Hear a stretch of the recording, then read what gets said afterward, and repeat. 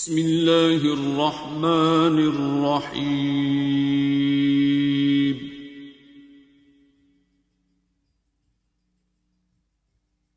अर्रहमान। Sir एक बात पूछना थी कि नर्सेस को क्या बदुआ है कि उनके हस्बैंड कोई काम नहीं करते और नर्सेस ने सारी जिंदगी कॉम्प्रोमाइज ही करना होता है। प्लीज सर ये जरूर बताइएगा। नहीं बेटा, ऐसी बात नहीं है। वो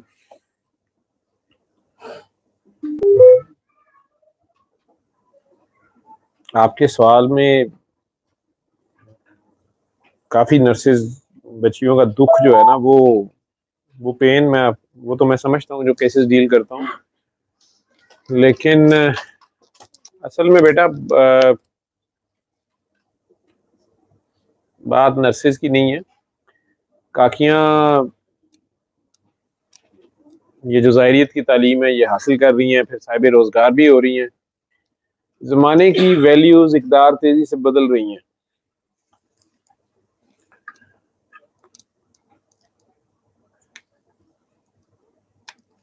लोगों की सोच शायद मादा प्रस्ती की तरफ ज्यादा गई है। उसमें काकी अगर नौकरी करती हो या पैसे कमा, उसकी जॉब अच्छी हो, पैसे कमाती हो, तो कुछ मर्द हजरात या उनके घर वाले उनकी अप्रोच होती है कि ठीक है पैसे घर आएंगे। हालांकि दोनों अगर जॉब करते हैं या बिजनेस करते हैं, उन दोनों का वो तो अपना घर अगर वो चलाते हैं, ऐसे करना चाहते हैं। यूरोप में ज्यादातर ऐसे ही है। हमारे माशरों में खवातीन बिजनेस तो करती थी। बीबी खदीजा रज़ियल्लाहु ताला अन्हा जो हैं सरकार दो आलम, उन्हीं का सामान जो है पहली बार लेके शाम, और वो सारा वो सौदागर थी बड़ी मशहूर। और बल्कि उन्होंने अपना बाद में सारा पैसा ही सरकार दो आलम सल्लल्लाहु अलैहि वसल्लम ने जब बेइज्जत की ऐलान कर दिया, इस्लाम के ऊपर जो भी मुश्किल वक्त आया, तो सब कुछ ही उन्होंने सरकार की नजर कर दिया। यानी बेसिकली अल्लाह के लिए, अल्लाह के उस मिशन के लिए सरकार जिसके ऊपर डटे खड़े थे।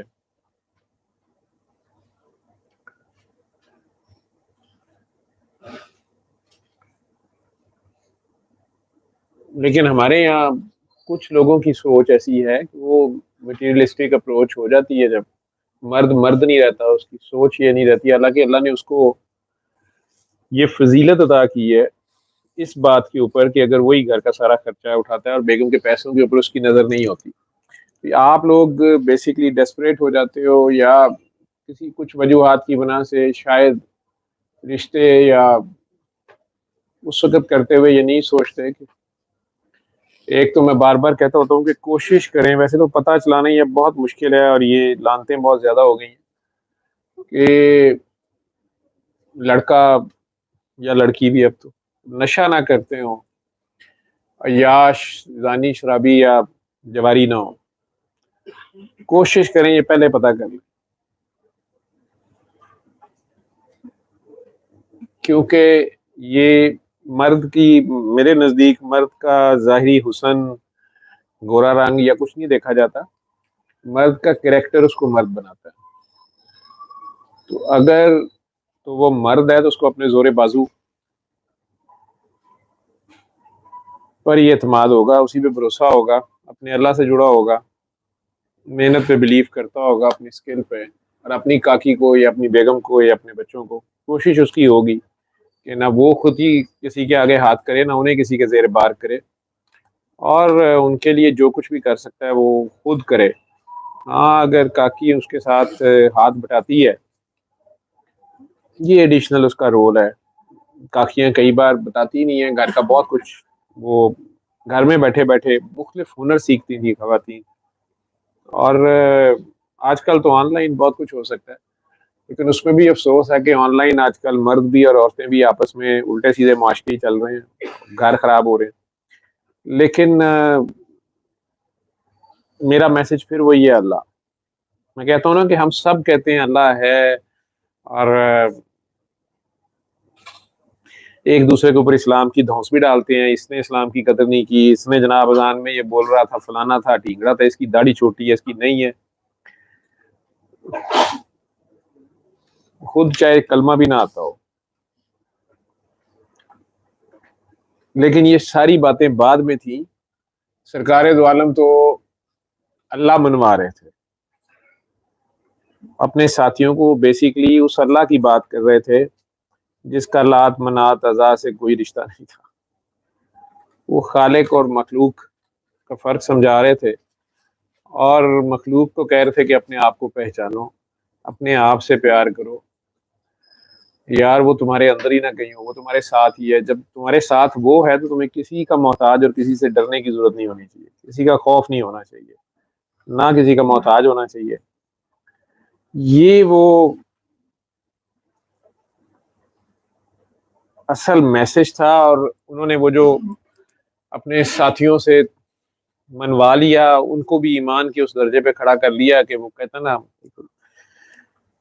कि मोमिन है तो बेतैग भी लड़ता है सिपाही, काफिर है तो शमशीर पे करता है भरोसा। तो ये इकबाल की बात बड़ी गहरी है। वो शमशीर पे भरोसा, हमारे वेपन्स उनके मुकाबले में ये नहीं है, या हमारे पास अब वेपन्स है, अब हम ये कर लेंगे और वो कर लेंगे, तो ये उसको वो कुफर कह रहा है, क्योंकि यही शिर्क है। जंगें जो हैं वो हथियारों से नहीं लड़ी जाती, तादाद में ज्यादा और कम होने से फैसले नहीं होते।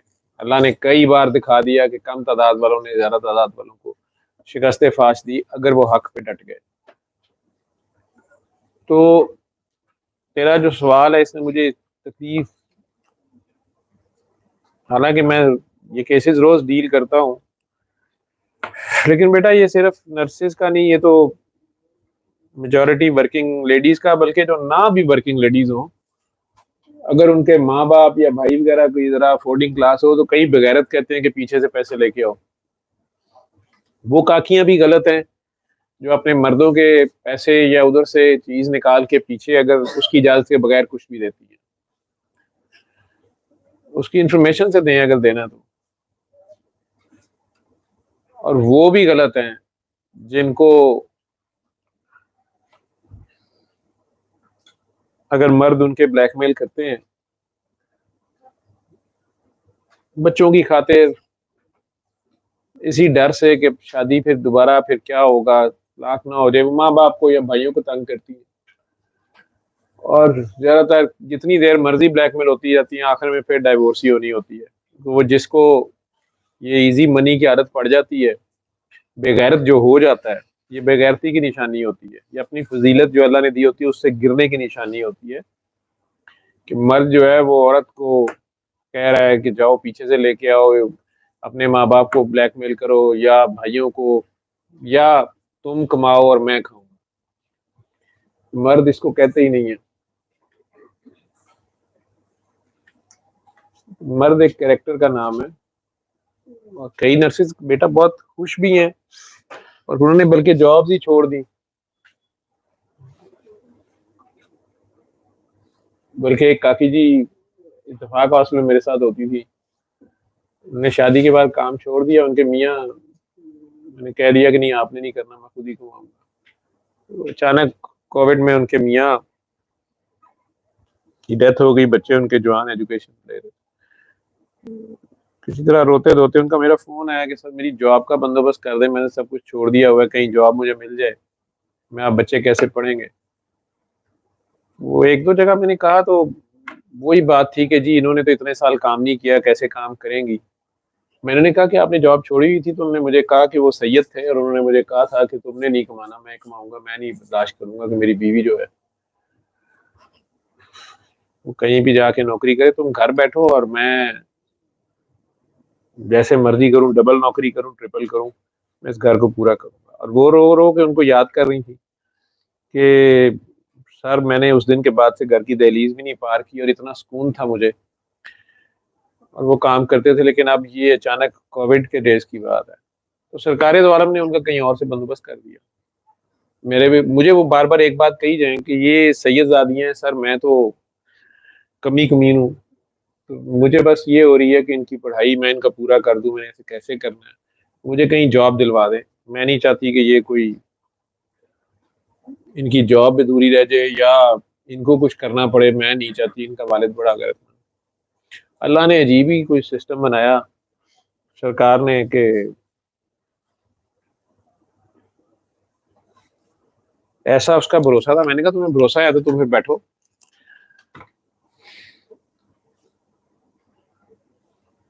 वो भरोसा करना बड़ा मुश्किल काम है, उस अल्लाह को मानना। मैं कहता हूँ ना, हम मानते नहीं, सब्र भी नहीं करते।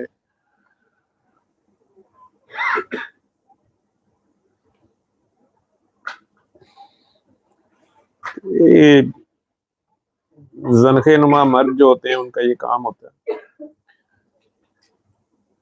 ये सिर्फ नर्सों से नहीं है, बल्कि मैं आपको बताऊं, सऊदीया में जब मैं था ना, तो रियाद में 2 साल रहा, तो वहाँ पर लेडी डॉक्टर्स और नर्सेज, इनकी एज बहुत ज़्यादा हो जाती थी। वहाँ सोच ये थी, और जो टीचर्स थी ना, उनकी बहुत जल्दी शादी होती थी।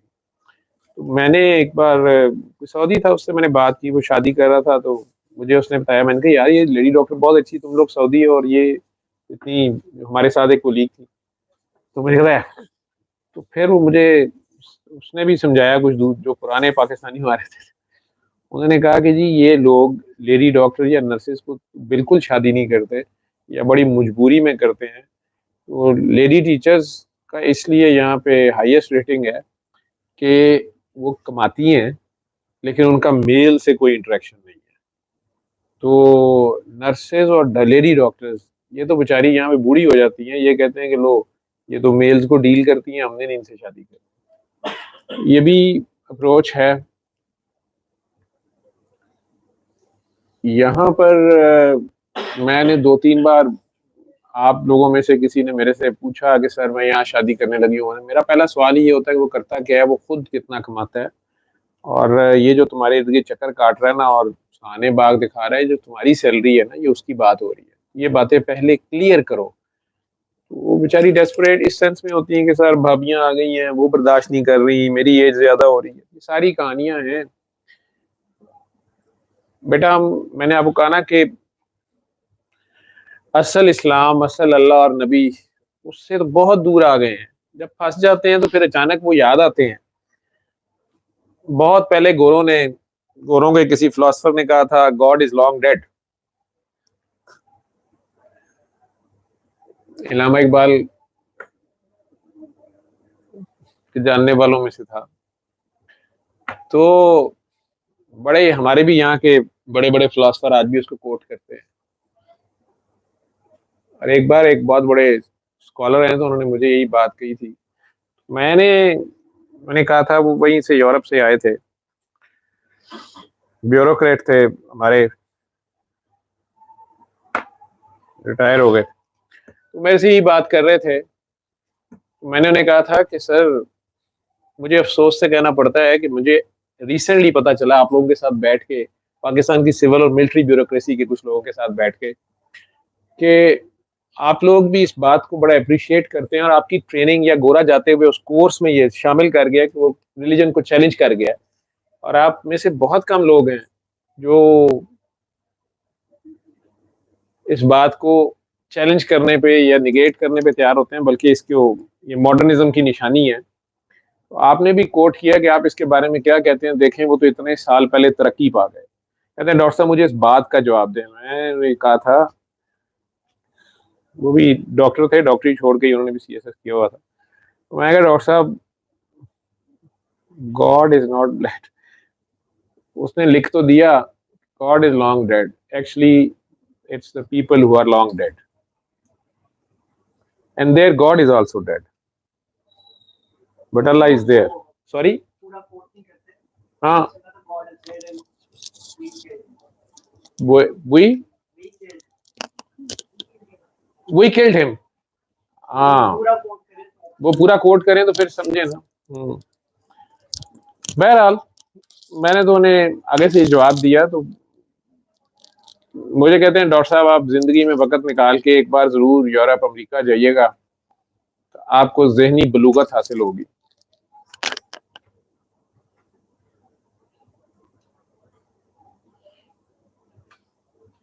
बाबा जी का ये फेवरेट काम होता था, वो मुझे लेके चले जाते थे कहीं ना कहीं। मैं बच्चा था, 35 ईयर्स एज थी, नया नया जोश था बाबा के साथ, जोश था या पता नहीं क्या था उनमें, उनके साथ कहीं भी चले जाना। और कहाँ से मुझे ये बातें आती थी, तो ऐसी जगह पे जाके उन्होंने बिठा दिया और यही बात उन्होंने कर दी। और बाबा जी ऐसे बगड़े बने होते थे कि जैसे सुन नहीं रहे, बाबा जी चुप सो रहे हैं, बीच में खराटे ले रहे हैं। और जवेद साहब जो हैं वो 3 4 5 जिम खाना में जो भी लगड़ बगड़ इर्द गिर्द उनके इकट्ठे हुए हुए हैं, कोई सर्विंग और कोई रिटायर्ड फिरौन, उनके साथ चुमुखी चली जा रही है, शायद मुझे ट्रेन कर रहे थे। तो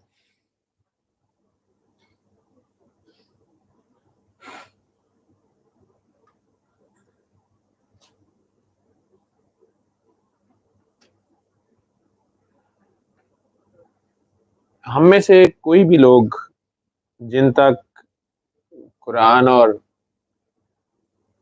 सीरत का मैसेज पहुंचा है, यूं कह लो कुरान पहुंचा है, वो अल्लाह को कभी भी नहीं, ये नहीं कह सकेंगे, ये बहाना नहीं चलेगा कि हमें समझ नहीं आई, हमें पता नहीं चला, हमें ठीक से पता नहीं था, किसी ने बताया नहीं, हमारे सामने कोई एग्जाम्पल नहीं थी। मैन काइंड के लिए बेस्ट एग्जाम्पल सरकार का प्रैक्टिकल है, उनकी नस्ल का प्रैक्टिकल है, उनकी आल का, जो उस मिशन पे डट गए और आज तक डटे हुए हैं।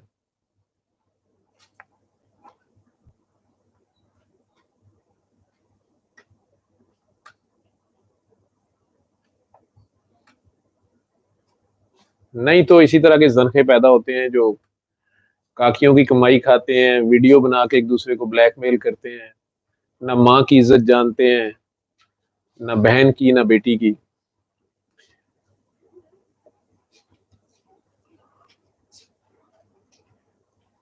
अगर ये मुनाफकत वहां पे ना हुई होती जहां जाके मुझे उन्होंने उस वक्त भी कहा था आप एनलाइटन होंगे, ज़हनी बलूगत पाएंगे, वहां 80% से ज्यादा बच्चे जो हैं उनकी बल्दियत का खाना खाली होता है मेरे ख्याल में, उनके बाप का नाम नहीं लिखा जाता। अब तो लॉ आ रहा है वहां पे, जरूरी नहीं।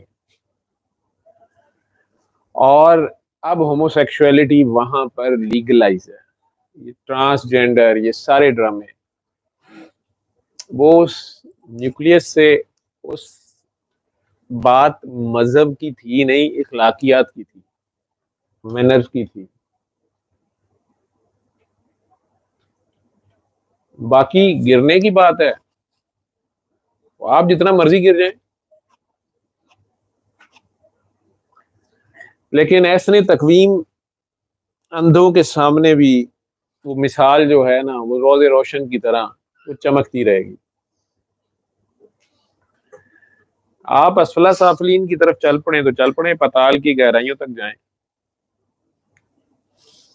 भाई बहन के साथ, भाई भाई के साथ, माँ दामाद के साथ, नाना नवासी के साथ या पोती के साथ, ये कहानियां वहां भी हैं, यहाँ भी हैं। फिर जमीन जायदाद के झगड़े, औरत का इस्तेसाल, कमजोर का इस्तेसाल, कहाँ नहीं है। ये तो जिसके गिरबान को हाथ पड़ता है ना, हम डॉक्टर्स को कहा जाता है, आजकल मैं डॉक्टर्स के इंटरव्यू कर रहा था तो वहाँ पूछते थे कि अच्छा डॉक्टर क्या होता है, तो बच्चे बोलते हैं एम्पैथी जिसमें हो। फिर उनसे सवाल पूछते हैं एम्पैथी और सिंपैथी में क्या फर्क होता है, कुछ को पता होता है, कुछ नहीं पता होता है। ये सिर्फ डॉक्टर्स में एम्पैथी नहीं होनी चाहिए, हर इंसान में होनी चाहिए। सिंपैथी और एम्पैथी में ये फर्क है कि किसी इंसान को सड़क पे जलील किया जा रहा हो, या मीडिया पे, वो भी सड़क ही है, उस पे उसकी घर के राज बाहर लाए जाएं, उसको जलील किया जा रहा हो, हक पे खड़े होने पे या नाहक को ना मानने पे, और आपको और हम सबको बड़ी हमदर्दी हो, ये भी बड़ी बात है। हाय ऐसे नहीं होना चाहिए, उफ क्या कर रहे हैं। एम्पैथी ये होती है कि उसी वक्त अपने आप को उसकी जगह पे रखो और सोचो कि ये तुम्हारे साथ भी हो सकता था, स्टॉप इट हेयर।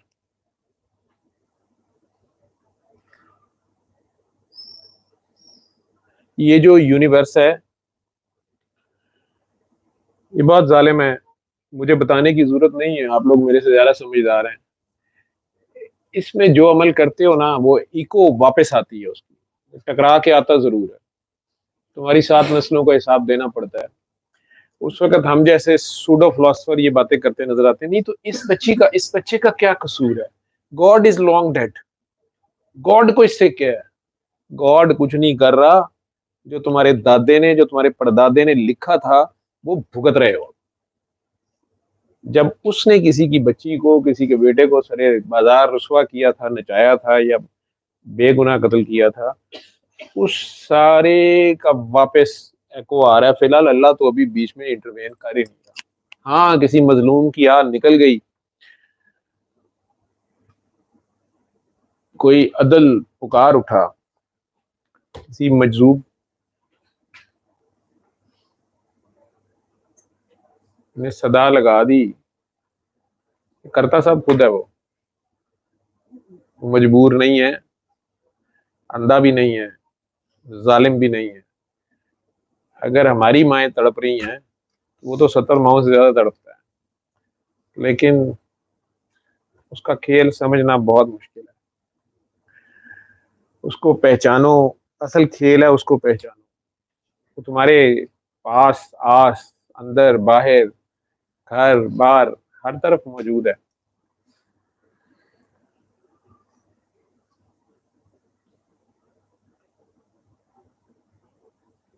जलालत की इंतहा पे इंसान चला गया। सरकारे दो आलम की मिसाल, जिंदा मिसाल सामने होते हुए, ईसा अलैहिस्सलाम की जिंदा मिसाल सामने होते हुए, मूसा अलैहिस्सलाम की स्ट्रगल की जिंदा मिसाल सामने होते हुए, इब्राहीम अलैहिस्सलाम जैसे बच्चे के डट जाने की मिसाल सामने होते हुए, कौन सी मिसाल है? यूसुफ अलैहिस्सलाम की हया, पाकी, कितनों के नाम मैं दूं? मैंने उस दिन मिलाद पे पूछा था ना, आपके सामने हमारी फैमिली थी, सारी फैमिली थी, वो 70-80 लोग थे, बच्चे थे। सारे बच्चों से पूछ रहा था सरकारे दो आलम की क्या बात तुम्हें कोई अच्छी याद है? तो हर कोई कह रहा था वो प्यार, वो बस माफ बहुत करते थे, हमें ये बात बड़ी अच्छी लगती है, वो फॉरगिवनेस करते थे। मैंने हर बच्चे से ये पूछा था कि आप फॉरगिव करते हैं, घर वाले फॉरगिव करते हैं, सड़क पे फॉरगिवनेस देखी है?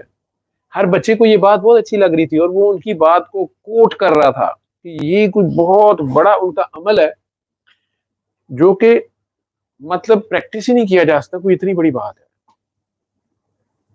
प्रैक्टिस में नहीं था किसी के। और बच्चे तो नकाल होते, बच्चों ने वही सीखना है जो हम उनके सामने कर रहे हैं।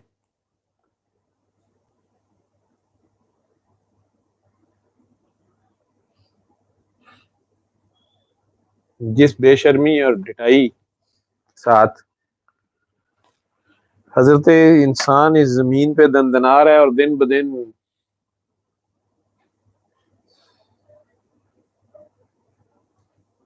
एक दूसरे को जलील करके, मैनिपुलेशन, जुबान की चालाकी, मीडिया की चालाकी, धोस धांधली, आप कहते हैं सिविलाइज्ड, एजुकेटेड। क्या जो बड़े कंट्रीज हैं, अमेरिका, रशिया, चाइना, जर्मनी, सऊदीया, ईरान, कोई भी नाम ले लो आप, जो बड़े डेवलप्ड हैं आपके ख्याल में किसी भी चीज में, या हैव नॉट्स हैं, क्या ये वाकई अपने हमसायों के साथ, फेलो ह्यूमंस के साथ इखलाक की आला मिसाल पे कायम है? तो बेटा नर्सों की किस्मत में नहीं है ये इंसान। ऐसे ना सोच, अपने अमल को सीधा रख, अपने अल्लाह पे डट जा, एक बार दिल से माफ करके देख, सबको दुआ दे के देख। तेरे अल्लाह का हुक्म है बुराई को भलाई से दफा करो। बुराई और भलाई गर्चे बराबर नहीं हो सकते, लेकिन जो तुम्हारे साथ बुराई करे उससे भलाई से पेश आओ। देखना एक दिन तुम्हारा दुश्मन तुम्हारा गहरा दोस्त बन जाएगा। ये भी एक तरीका है, लेकिन बहरहाल 2 चांस तो अल्लाह भी देता है, 2 चांस काफ़ी होते हैं। नहीं सुधरता फिर उसका हाथ रोकना और तोड़ना, यही जहाद है। अल्लाह ने तमाम इंसान बराबर पैदा किए हैं और मुसलमानों के मुआशरे में कोई भी सेक्रेड काऊ नहीं होती। अगर सैयदना उमर फारूक को मिंबर पे पूछा जा सकता है कि ये चादर तुमने कैसे पूरी की है, ये कपड़े तुमने कैसे बनाए, तो मुसलमान अगर जो कहते हैं अपने आप को, इनमें कोई भी इंसान किसी भी हुक्मरान, किसी भी ओहदेदार से पूछ सकता है। अगर कमांडर इन चीफ सैयदना उमर फारूक खालिद बिन वलीद जैसे सिपा सलार को ड्यूरिंग द वार ये कह सकते हैं कि step down and come back, and this man is now the commander in chief, और तुम अपना रैंक छोड़ो और वापस आओ, और बल्कि कहा जाए कि उसको हैंड कफ करके लाया जाए। खालिद बिन वलीद जैसा तुम में से किसी में कोई एक भी हम में कोई फौजी है, कोई ऐसा वॉरियर है जिसने इतनी फतूहात हासिल की हो? उसी वक्त उस बंदे के हाथ में कमांड दी है और खुद मक्का के लिए वापस चल पड़े हैं कि खलीफा का या मुसलमानों के लीडर का हुक्म है। ये यूनिटी भी है, यही रूल ऑफ लॉ भी है, nobody is above the law. मैं डॉक्टर होते हुए अगर अपनी अथॉरिटीज को मिसयूज करता हूं, या खामद होते हुए अपनी बीवी को जानबूझ के जलील करता हूं कि वो कमजोर है, यतीम है, या गरीब घर से है, या वो उस बच्चे के हैं, वो बच्चों की खातिर वो छोड़ नहीं सकती, उसे कहता हूँ अपने भाई से पैसे लेके आ, माँ से लेके आ, फलां से लेके आ, या डॉक्टर होते हुए अपने मरीज को खामखा मैनिपुलेट करता हूँ कि उससे पैसे ज्यादा निकलवाने के लिए उसके इलाज में मैनिपुलेशन करता हूँ, ये सारियां एक ही किस्म की बगैरतियां हैं। जिस भी ड्यूटी पे अल्लाह ने मुझे खड़ा किया है, जो भी मेरे राइट्स हैं और जो मेरी ड्यूटीज हैं, वो करते हुए अगर मैं अल्लाह रसूल को भूलता हूँ, या मैं किसी सरकारी ओहदे पे हूँ, किसी भी सरकारी ओहदे पे हूँ और अपनी पावर्स को गलत यूज करता हूँ, मैं एक थानेदार हूँ, लेकिन मैं सिर्फ और सिर्फ अपने सीनियर्स को खुश करने के लिए मैं कोई नशई बेचारे उन्हें पकड़ पकड़ के और मैं टॉर्चर कर करके उनसे इतराफ़ जुर्म करवाता हूँ, या किसी एक साहब को खुश करने के लिए किसी की भी इज्जत का जनाजा रोल देता हूँ, उसके ऊपर 3rd डिग्री टॉर्चर करता हूँ, ये सारी चीज़ें शिरक में ही आती हैं। आप उस वक़्त खुदा बने होते हैं, फ़िरौन बने होते हैं, चाहे आप एक खामद बने हुए हों, चाहे आप एक डॉक्टर की ड्यूटी कर रहे हों, किसी फीमेल पेशेंट को खामखा एक्सपोज़ या टच कर रहे हो कि नहीं मुझे इस तरह चेक करना है और उस तरह चेक करना है, या उसकी मजबूरी की कीमत उसका खामखा ऑपरेशन या खामखा प्रोसीजर कर रहे हो, या किसी ड्रग कंपनी को खुश करने के लिए आप उसको खामखा दवाइयाँ या प्रोसीजर लिख रहे हो, ये किसी भी तवाइफ से घटिया हरकत है। आप लोगों से तवाइफ गैरतमंद है, वो कम से कम अपने खून पसीने की कमाई खाती है, जो गाहक से डील करती है वो उसको पूरा करती है, फिर फर्दर नहीं मैनिपुलेट करती।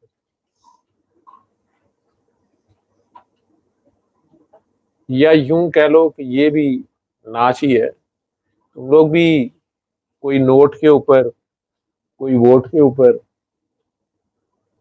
नाच रहे हैं उसकी थाप पे। असल में 1400 साल पहले ये इस्लाम आया तो मजलूमों के लिए था, लेकिन हम खुद ही जालिम बन गए, तो मजलूमों तक अभी तक पहुंचा नहीं, ना पहुंचने देते हैं। उस इस्लाम को कहाँ कोई मान रहा है, उस अल्लाह को, उस नबी को। अल्लाह और नबी को मानना, उनके हुक्म को मानना, उनके रास्ते को अपनाना है, उनको हर वक्त हाजिर नाजिर मौजूद समी अलीम बसीर मानना है। जितना कैमरे से और वीडियो से डरते हो उससे ज्यादा उसको मानना है। यार वो देख रहा है, shame on us, shame on you. जो सारे इन कैमरों से इन वीडियो से तो डरते हैं, अल्लाह से नहीं डरते। जो तुम्हारे अंदर से तुम्हारी नजर की बेगैरती तक को जानता है, तुम्हारी नजर की चोरी को भी जानता है, तुम्हारी सोच के अंदर जो खन्नास है उसको भी जानता है। तुम्हारे जाहिरी हुलिये क्या उसको धोखा देंगे? लेकिन तुम भी शायद यही समझते हो कि गॉड इज लॉन्ग डेड। हाँ, ये गॉड तुम जो खुद हो, तुम मुर्दा हो चुके हो, जो देवता बने हुए हो, फिरौन बने हुए हो, चाहे घर में किसी मजलूम के साथ सड़क पे, दफ्तर में, कहीं भी तुम मुर्दा हो क्योंकि तुम्हारे दिल मुर्दा है। हम डॉक्टर्स ब्रेन डेड के ऊपर डेथ सर्टिफिकेट नहीं देते।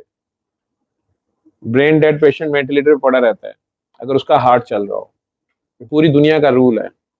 लेकिन अगर हार्ट रुक जाए तो फिर हम कहते हैं ही इज डेड। यही हाल अल्लाह का है। ए नबी, ये मुर्दा हैं, इनके दिल मुर्दा हैं, दिमाग नहीं का, उसको दिल।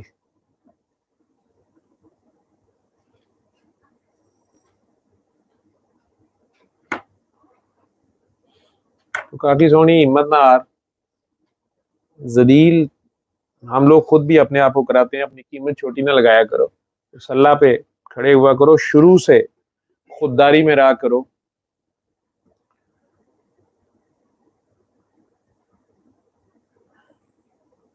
इस मुआशरे को तुम्हें आंखों में आंखें डाल के देखना पड़ेगा, ठीक है?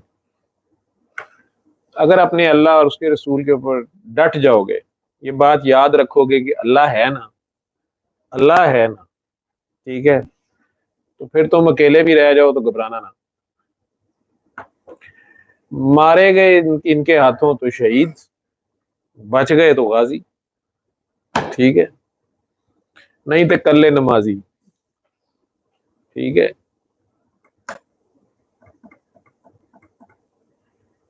ये नेकियां मुंह मशरिक या मगरिब को करने का नाम नहीं, वो कह रहा है बार बार। हलाकत है इन नमाजियों के लिए, मुसल्ले वालों के लिए, जो मजलूमों का साथ नहीं देते, जो हक पे नहीं डटते, जो यतीम, बेवा, मस्कीन, मुसाफिर, कैदी, मजलूम की मदद को नहीं आते और रोजमर्रा इस्तेमाल की चीज मांगने पे नहीं देते। इतनी सी मुआशरत की गलती के ऊपर भी वो सारी नमाज को कह रहा है कि हलाकत है, क्योंकि ये उसकी पहचान ही नहीं।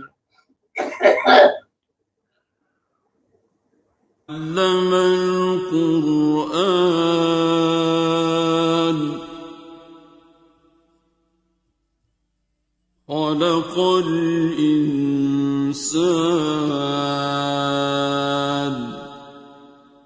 अल्लमहुल